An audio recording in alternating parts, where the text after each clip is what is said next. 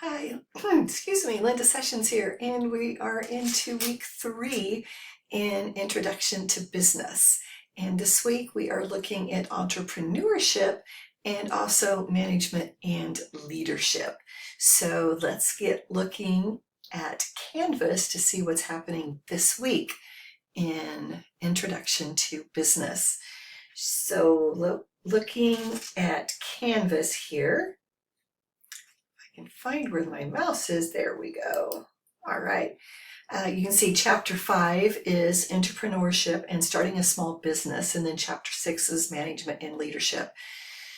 You'll see some new links in the class this week. I was checking the instructor resources, and the PowerPoints for the chapters are really pretty nice. Sometimes the instructor PowerPoints are not worth even looking at, but these PowerPoints are really pretty good. So I went ahead and put them in here just for you as a supplement. You don't have to look at them if you don't want to.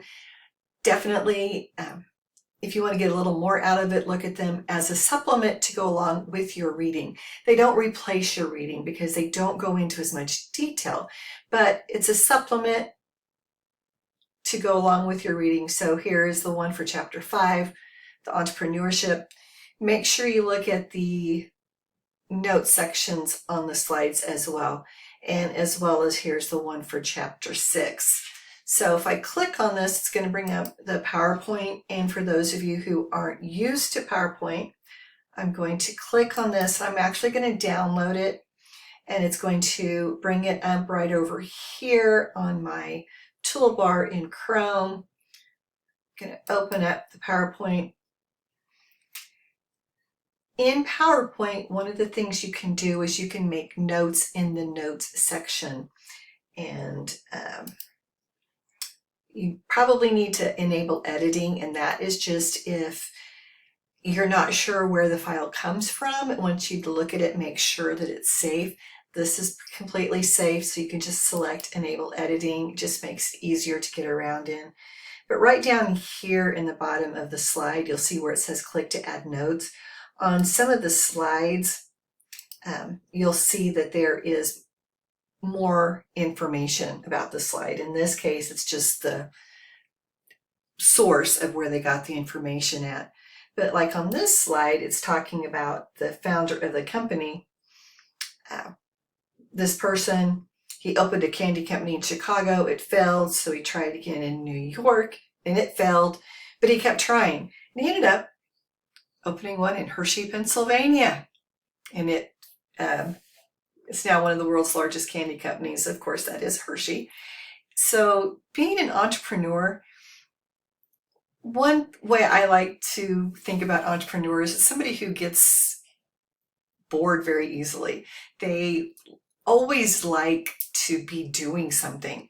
They're always creating something new. And then when it is going good, sometimes they sell it and go do something else. Sometimes if it's a really huge passion for them, then they will just keep expanding on that once they get that going. But an entrepreneur is somebody who sees a need. Maybe it's a need that they had and they can't find it in the market. They see a need for something that fits their lifestyle. Maybe it's a family member's lifestyle, and they don't see anybody else filling it. So they fill that little niche themselves. That is what an entrepreneur does. So here it gives you a list. Here, this is again in the PowerPoints of some of the many businesses in the US that were started by entrepreneurs. And Ford, of course, is a big one. Henry Ford started the Ford Motor Company. In fact, he's the one who also started the assembly line. He's like, there's an easier way to make this work, right? There's lots of different ones out here. You're never too young to be an entrepreneur. Sometimes you have more time on your hand, but then also you're never too old to be an entrepreneur as well. So It's could be scary starting your own business, especially if you have to put a lot of money into it. My brother has his own business, and it is scary sometimes because he has employees that happen to be family members that he's responsible for. If his business isn't making any money, then his kids are not making any money, which means his grandkids wouldn't have food on their table.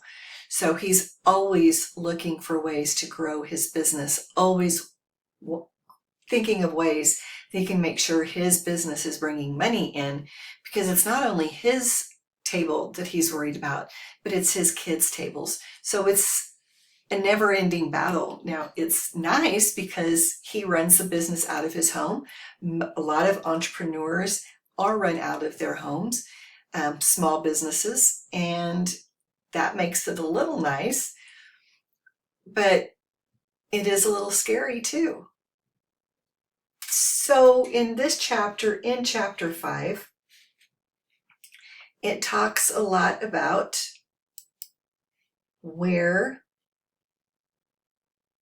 types of small businesses there are. You looked a lot about that in chapter 4, how to form a business.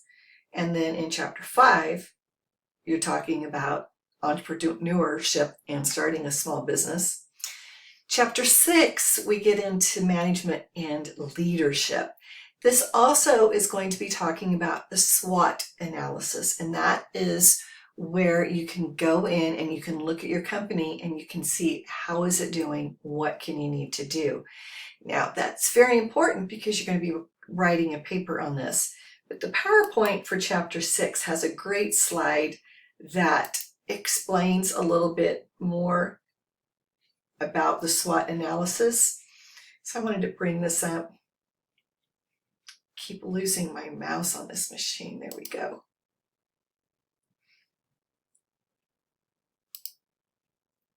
Excuse me.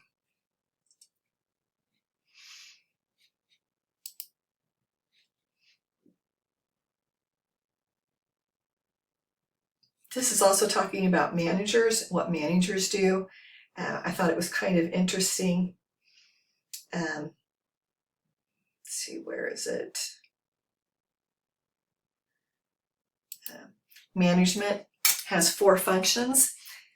Managers can plan, they organize, they lead, and control. And you can see down here in the notes area, it goes into a little bit more detail about what those 4 areas of management do. So that's why I said make sure you read the notes section. Here in the SWOT analysis, which is strengths, weaknesses, opportunities, and threats. So the strengths and weaknesses are internal aspects of your company. So what are the strengths of your company? What do they do good? What are the core competencies in the key areas that fit your company? So an acknowledged market lead, what's a well-conceived functional area, proven management that works for your company. What are some cost advantages or some of the best advertising campaigns that you've done? So what are your strengths? And then you want to look on the other side. What are some of the weaknesses in your company? And again, you're looking internally. So do you have a direction for your company? What about your facilities? Maybe you've got some obsolete facilities. Maybe you need to improve your tech in your company. What about the profitability, lack of managerial depth? Maybe you need to do some training, weak market image, or maybe your product line is too narrow. So those are just some ideas. The strengths and the weaknesses, again, you're looking internally. Now, the other 2 are opportunities and threats. And these you can think of externally. So what are some of the opportunities that you need to go for? So maybe you need to look at some additional customer areas. Is there another demographic that you need to advertise to get the information out about your company? What about your product line? Should you expand it? Do you need to transfer some of your skills and technology to hit some different products? Are there some trade barriers in some foreign markets that maybe you need to investigate? Is there some complacency among some rival firms that maybe you could take advantage of? Or maybe there's some market demand where you could grow into. And then you need to think about the threats. Is it easy for foreign competition or for other people to enter into your job market? Rising sales of substitute products, slower market growth. What about the regulatory requirements? Is that something that you need to think about, something that's coming down? I know I saw an article the other day about single-use plastic holders for soy sauce and how they are being banned in different countries because they're banning plastics. So how can the company that creates those single plastic soy sauce packets, how are they going to handle that hit? Because they're not going to be able to sell their product in that country anymore. They're literally going to have to rethink their whole product line because that's their product is sold in single plastic containers. They're not going to be able to sell it in that country. So is that a threat? Is that something you're going to have to think about? The regulatory requirements. Vulnerability to recession and business cycles. It's another threat you need to think about, possibly, or changing of buyers' needs and tastes.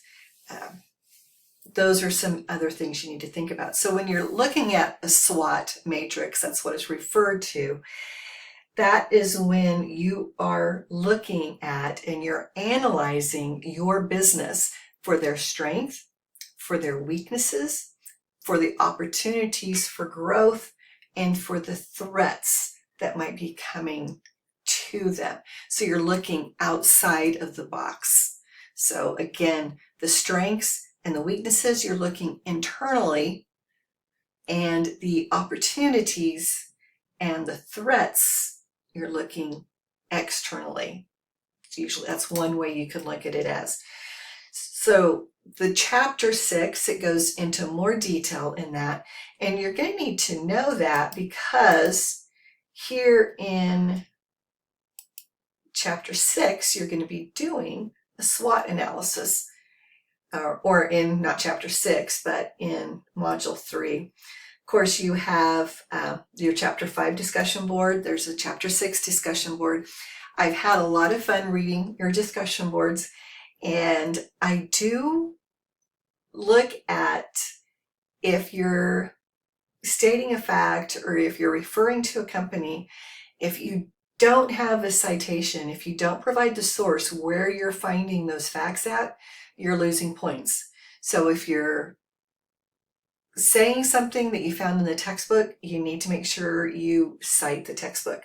If you're citing some information you found on the internet, you need to cite where you found that at on the internet. If it's a company, you need to let me know. You need to cite that in your discussion board post or in your reply.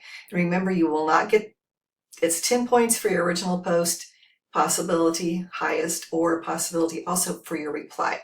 So if you're only posting, you're only getting 10 points. You've got to do both halves, so make sure you do both points. So you got chapter 5, chapter 6, and then there's a quiz over module 3, but here is your SWOT analysis. And here it's an analysis, and here in the PDF, let's download it here, you are given a case study, if you will. So here is information from Starbucks. So you've got a lot of bullet points about Starbucks.